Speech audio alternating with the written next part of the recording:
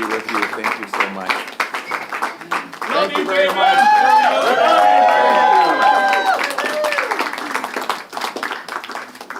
All right, Pierre Poilievre taking the victory in the Battle River-Crowfoot by-election and regaining a seat in Parliament. Also, Donald Trump meeting with Zelensky and European world leaders, while our Prime Minister Mark Carney met with Doug Ford. And as always, Ford was in front of the cameras again trashing Donald Trump. Welcome to the channel. If you could, please hit that like button. Really helps get the video out. And if you enjoyed it, please consider subscribing.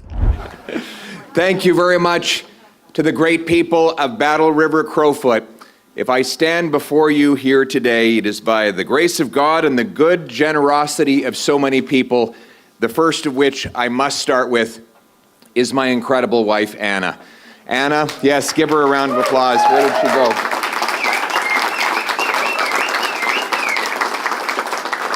Anna, you have been an incredible rock for our family. You've been the glue that has bound us all together. But this incredible region and its amazing people have suffered terribly over the last 10 years. I have seen the main streets that have been hollowed out and the trades workers who are underemployed because there is just not the work as the federal government has attacked the oil and gas sector and favored foreign producers. This is the truth here in Battle River-Crowfoot and in many communities across this country. Over the last 10 years, liberal policies have sent crime, immigration, housing costs, inflation, spiraling out of control. Now, they promised recently that things would be different, but under Mr. Carney and his 157 days in office, they've only gotten worse. There have been many announcements and meetings, many photo ops, and a lot of jazz, but not a lot of results. He sent everyone home for a summer vacation. He sent them home even though the deficit is spiraling out of control. Inflation is up. Elbows are down, no resource projects are underway, and a housing crisis worsens as builders can't afford to build and buyers can't afford to buy. That's why us Conservatives have our work cut out for us.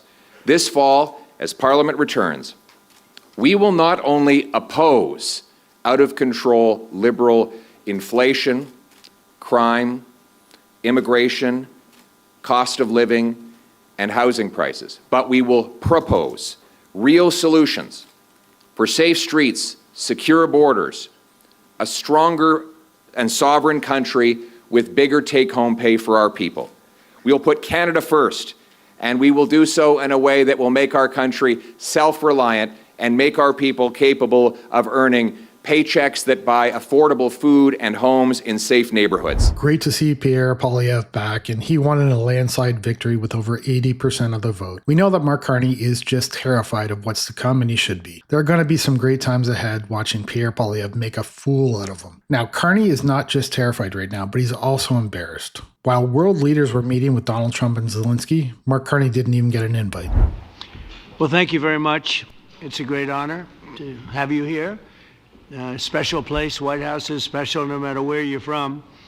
Represents so much, and it really is beautiful. And thank you for all of the wonderful things that took place today. We've had a very successful day thus far, and important discussions as we work to end the killing and stop the war in Ukraine. We're all working for the same goal, very simple goal. We want to stop the killing, get this settled.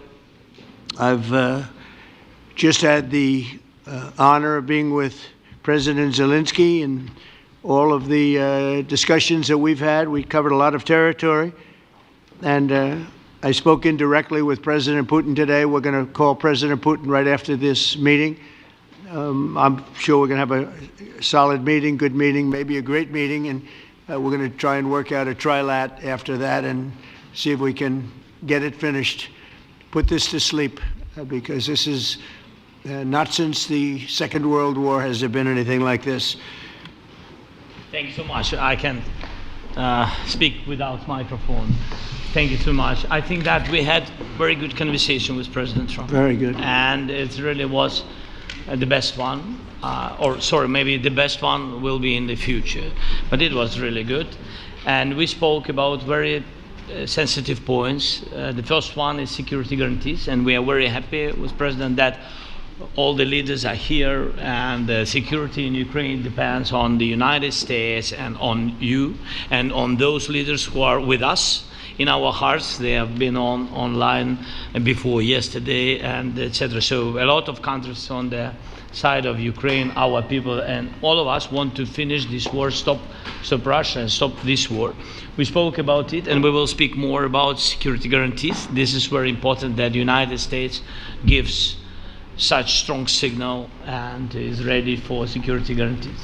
Now, a lot of people are questioning why Mark Carney wasn't there, and there is something Dr. Jordan Peterson is very well known for saying: get your own house in order, meaning resolve your own problems before attempting to fix those of others. Mark Carney has no business being involved in other countries' issues while Canada falls apart. Carney did meet with Doug Ford, and as always, Ford embarrassing himself, embarrassing Canada, and attacking Donald Trump.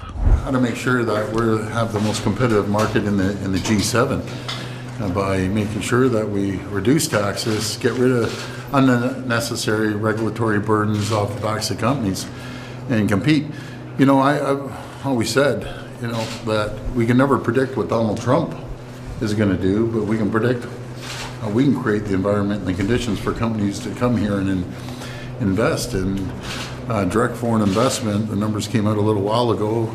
Mind you, it was 2024. We had 409 companies, 39.875 billion, and 25,000 jobs created in Ontario. But keep in mind, that's before Donald Trump. So we have to beat him at his own game and make sure that we're more competitive and onshore as many products as possible. So did you guys agree to any concrete action on that front today? We had a great discussion. Nothing happens immediately in that room, but we're on the same page. We have a great partnership, and we're going to work jointly together to make sure that we're competitive and we create jobs. Premier, was your sense from the Prime Minister now that Canada just has to accept that we're going to have tariffs from the United States until we renegotiate USMCA? Like, is there any movement on getting those removed? Well, I won't speak for the Prime Minister. What I can tell you, we're united on the message of let's start worrying about how we can be competitive here. Donald Trump is so unpredictable. I don't even know if he knows what he's doing tomorrow morning. So let's start focusing on creating that environment but is there to an attract acceptance? companies. Is there an acceptance, I guess, from leaders that we'll just have the tariffs? Again, the Prime Minister will speak on that, but the President is unpredictable. He'll come out with some cockamamie thing tomorrow that we don't even know about. So right? do you think that Mark Carney is being too elbows down in response to that unpredictability? Not at all. He's doing an incredible job. He's working collaboratively with 12 other premiers and myself, and working as Team Canada. And he's doing a very, very good job, in my opinion. Put in his position, dealing with Donald Trump. Let's stop worrying about Donald Trump. We'll start focusing on Ontario and Canada and all the other provinces and territories. Premier, today is Pierre Poilievre's by-election. If he gets elected, I'm wondering, what's your advice to him going into the fall sitting of the Parliament? Work with the Prime Minister. How so? Let's team Canada. You know, let's put our political stripes aside and start working together collectively on large infrastructure projects, on other areas that he can cooperate with the government. Last question. Would you have plans to meet with Poilievre to push that message and make sure that he is working with the Prime Minister? All I want to do is move forward collectively as a government. I don't care about political stripes. The person I'm working with right now is the Prime Minister of the day, and as far as I'm concerned, he's doing a really, really good job considering the position he's been put in.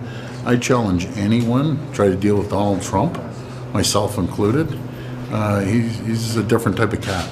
We all know the Liberals point the blame at Trump in an attempt to shield themselves from any backlash of the horrible job they're doing. It's always Trump's fault. Almost everyone knows what they are doing, but the more I listen to Doug Ford, the more I realize he really believes it. He's not just trying to convince people, he truly believes Trump is to blame. And that means Dougie's got to go. Ontario needs a new premier. Let me know your thoughts in the comments. I'll see you in the next one. Bye.